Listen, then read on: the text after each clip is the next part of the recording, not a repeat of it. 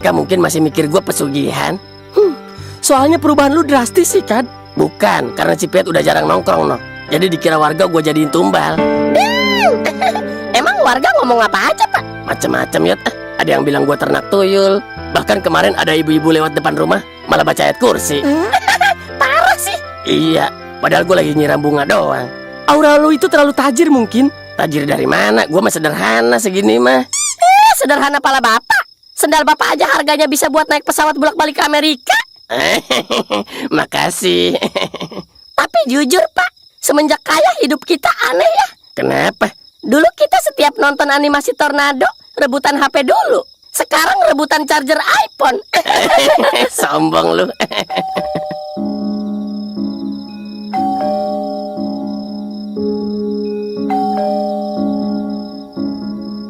Siapa itu, Mal? Jangan-jangan pensiun kan, Pak? Lu lagi. Lu ada janji gak sama orang? Ya kagak, kan lu yang ngatur apa-apa soal jadwal gua. Terus siapa dong? Ya udah lihat sono. Ya udah gue cek dulu ya. Kalau yang datang preman kampung, bilang Mol, yang punya rumah lagi nggak ada. Kebiasaan banget nggak boleh lihat rumah gede dikit, datang ngajuin proposal. Kasih aja sih, Pak. Kepala lu, enak aja lu main ngasih-ngasih aja. Lu kan tahu kita nyari duit kayak apa. Dia mah enak tinggal minta. Belum sempat si Molly jalan ke pintu, bel rumah itu bunyi lagi. Kali ini bukan cuma sekali, tapi berkali-kali kayak orang yang lagi ikut lomba pencet bel tingkat RT. Tuan Rungkat langsung narik napas panjang sambil elus dada. Astaga, ini orang apa token listrik sih bunyi mulu? Peot yang dari tadi duduk di sofa langsung nengok ke arah pintu. Pak, kayaknya tamunya penting tuh. Rungkat melotot. Penting dari mana? Kalau penting mah nelpon dulu. Bukan pencet bel kayak ngejar diskon minyak goreng. Molly pelan-pelan jalan ke pintu sambil ngedumel. Begitu pintu dibuka, ternyata yang berdiri di depan rumah bukan preman kampung. Bukan warga bawa proposal, tapi 3 orang yang wajahnya udah nggak asing lagi.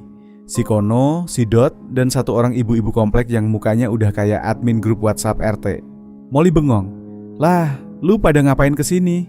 Si Kono langsung maju dengan gaya sok serius, tangan di pinggang, dada dibusungkan. Kami datang bukan untuk meminta, Mol. Kami datang untuk klarifikasi. Dot yang berdiri di belakang langsung nyengir kecut. Iya, klarifikasi sekalian kalau ada kopi ya enggak nolak. Molly tepuk jidat. Baru juga 1 kalimat udah kelihatan miskinnya. Ibu-ibu komplek itu langsung nyelip masuk sedikit sambil nengok ke dalam rumah. Permisi Pak Rungkat ada? Saya perwakilan warga. Kami mau memastikan sesuatu. Dari ruang tengah, Rungkat langsung berdiri. Nah kan, bener. Pasti proposal. Peot bisik-bisik. Pak, jangan suuzon dulu. Rungkat menoleh. Lu diam Yot. Orang kalau datang bertiga begini biasanya antara minta sumbangan, nagih arisan, atau nuduh orang pesugihan. Ternyata tebakan Rungkat nggak jauh-jauh amat. Begitu mereka masuk ruang tamu, ibu-ibu itu langsung duduk tanpa disuruh. Matanya muter ke segala arah, lihat lampu gantung, sofa empuk, lukisan mahal, sampai vas bunga yang kalau dijual mungkin cukup buat beli motor bekas. Pak Rungkat, warga resah, katanya pelan tapi tajam. Rungkat ikut duduk dengan wajah bingung. Resah kenapa, Bu? Saya nyiram bunga aja baca ayat kursi. Gimana kalau saya nyuci mobil, sekalian tahlilan depan pagar? Si ibu menarik napas. Masalahnya, perubahan Bapak ini terlalu mendadak. Dulu Bapak makan gorengan aja ngutang, sekarang rumah Bapak kayak Hotel Sultan. Warga jadi bertanya-tanya. Kono langsung nyamber. Iya Pak. Bahkan ada yang bilang di garasi Bapak ada tuyul pakai headset. Rungkat langsung melotot. Tuyul pakai headset buat apa? Dot polos menjawab. Mungkin live streaming Pak. Peot yang dari tadi nahan ketawa akhirnya hampir keselek. Molly langsung mukul paha Dot.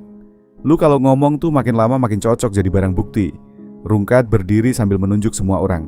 Dengar ya, saya kaya bukan karena pesugihan. Saya kaya karena YouTube. Konten saya meledak, subscriber saya 1 juta, view saya jutaan. Itu semua hasil kerja keras. Ibu-ibu itu mengernyit. YouTube? Yang di HP itu? Iya Bu. Yang suka ada orang joget-joget? Ya enggak semuanya joget Bu. Ada juga konten edukasi, hiburan, animasi, cerita, banyak. Si ibu masih belum yakin. Tapi kok bisa jadi duit? Rungkat langsung terdiam sebentar. Lalu nengok ke Peot. Yot, jelasin. Kalau gue yang jelasin, nanti dikira gue lagi baca mantra. Peot maju sedikit, duduk dengan posisi lebih rapi. Jadi gini Bu, YouTube itu kalau channelnya rame, videonya banyak ditonton, nanti bisa menghasilkan uang dari iklan, sponsor, dan kerja sama brand. Jadi bukan hal gaib, itu dunia digital. Ibu-ibu itu manggut-manggut, tapi wajahnya masih setengah percaya, setengah mikir cicilan. Oh, jadi duitnya dari iklan? Iya bu, berarti bukan dari tuyul? Peot senyum. Bukan, Dot nyelutuk. Kalau tuyul mah sekarang kalah sama algoritma bu. Semua langsung nengok ke Dot. Dot langsung pura-pura batuk. Maaf, kebawa suasana. Suasana yang awalnya tegang mulai cair, tapi tiba-tiba Kono berdiri dengan wajah serius. Kalau memang Pak Rungkat kaya dari YouTube, kenapa Bapak enggak ngasih tahu warga dari awal? Rungkat diam, pertanyaan itu sederhana, tapi bikin dia mikir. Peot juga menatap bapaknya. Molly yang biasanya banyak bercanda ikut diam sebentar. Rungkat akhirnya duduk lagi, suaranya lebih pelan. Karena gue sendiri belum siap Kon. Dulu gue orang biasa, nongkrong sama kalian, makan seadanya, ketawa tanpa mikir apa-apa. Begitu punya duit banyak, hidup gue berubah terlalu cepat. Orang-orang mulai lihat gue beda. Ada yang mendekat karena butuh, ada yang menjauh karena minder. Gue bingung harus bersikap gimana. Kono yang biasanya ceplas-ceplos kali ini malah garuk kepala. Ya lu juga salah Kat. Lu tiba-tiba ngilang dari tongkrongan. Dulu lu kalau enggak ada duit tetap nongkrong. Sekarang udah kaya malah kayak pejabat susah ditemui. Dot ikut mengangguk. Iya pak, sofa rumah bapak emang empuk, tapi aura rumah ini bikin kami minder. Kayak kalau duduk kelamaan harus bayar pajak kemewahan. Molly ngakak kecil. Peot menepuk bahu Rungkat. Pak, mungkin bukan duitnya yang bikin hidup hambar, tapi karena bapak ninggalin hal-hal yang dulu bikin bapak ketawa. Rungkat menatap anaknya. Kalimat itu kena banget. Selama ini dia kira hidup enak itu cukup punya rumah besar, mobil bagus, baju mahal, makanan lengkap.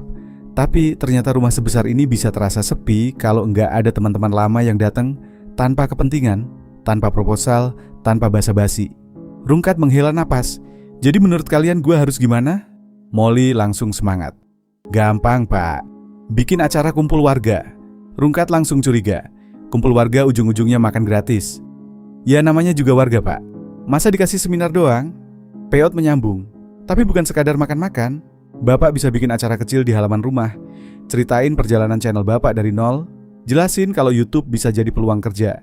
Sekalian ngajak Kono dan Dot kerja di sini seperti ide Molly tadi. Kono langsung berdiri tegap. Saya siap pak. Kalau bapak butuh satpam, saya bisa. Dot juga angkat tangan. Saya juga siap jadi analitik keuangan. Walaupun saya belum tahu analitik itu makhluk apa, tapi saya siap belajar. Rungkat menatap Dot dari atas sampai bawah. Lu ngitung utang warung sendiri aja suka salah. Dot membela diri. Itu bukan salah hitung pak, itu strategi bertahan hidup. Semua tertawa. Ibu-ibu komplek yang dari tadi serius akhirnya ikut senyum.